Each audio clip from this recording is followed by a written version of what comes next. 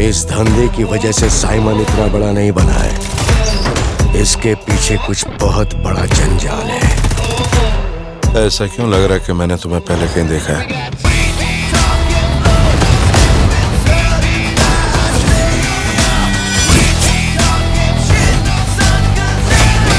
इस देवा को जानने के बाद भी तूने ऐसा सोचा? তাই ওনাকে উত্তরীয় বা মালা পরানোর জন্য শিক্ষামন্ত্রীর সবথেকে কাছে তুই যেতে পারবি। ব্যাস, বাকিটা আমরা বুঝে নেব। তোমরা কি ভাবছো? হ্যাঁ, কি ভাবছো তোমরা? তোমরা যেটা ভাবছো না সেটা কোনোদিন হবে না। তার আগে আমি তোমাদের পুলিশের হাতে ধরিয়ে দেবো।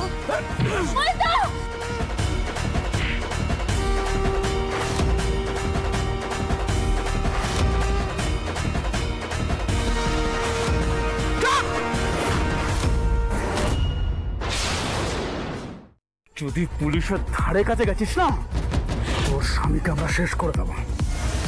আমরা হাওয়ায় কথা বলি না মামুনি। এখন থেকে আমরা যা যা বলবো ওকে তাই তাই করতে হবে। তোর ওপরে আমাদের নজর থাকবে 24 ঘন্টা। আর ঘটনাটার আগে আমরাই তোর সাথে যোগাযোগ করে নেব। আর আমাদের কথা যদি তুই অমান্য করিস আর কারোর কাছে যদি মুখ খুলিস, তাহলে তোর পরের খুলি উড়ে যাবে। ময়ূকদা, এরা তো সাংঘাতিক লোক। ময়ূকদা, আমি কি করবো? ময়ূকদা, হাত যাই করিস না কেন, ওদের হাতে পুতুল হোস না তুই। তার জন্য আমাকে মরতে হয়, মরবো। তুই যদি ওদের নাশকতার সামিল হোস, তাহলে আমাদের জীবন তো নষ্ট হবে, তার সাথে পুরো মহলবনি গ্রাম নষ্ট হয়ে যাবে। এই স্কুল, এই সবকিছু ধ্বংস হয়ে যাবে পুতুল। শয়ে শয়ে মানুষের মৃত্যুর দায় আমাদের ঘাড়ে চাপবে পুতুল। পুতুল, কথা দে তুই কিছুতে রাজি হবি না। তাই হবে ময়ূকদা, তাই হবে। তোমরা যা চাইছো তা কোনোদিন হবে না। আমাকে দিয়ে যে অন্যায় করাতে চাইছো, আমি কোনোদিন করবো না সেটা।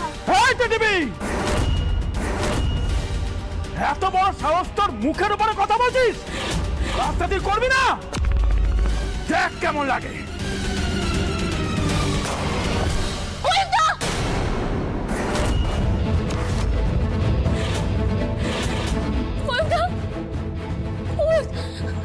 ময়ূকদা, তুমি ঠিক আছো তো?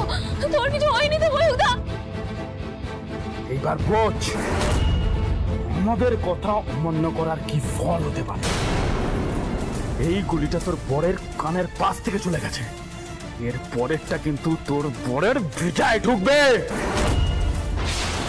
তুই যদি আমাদের কথা মতো কাজ না করিস, তাহলে এখনই তোর বরকে মেরে এখানে পুঁতে দেবো। এই দেখ না।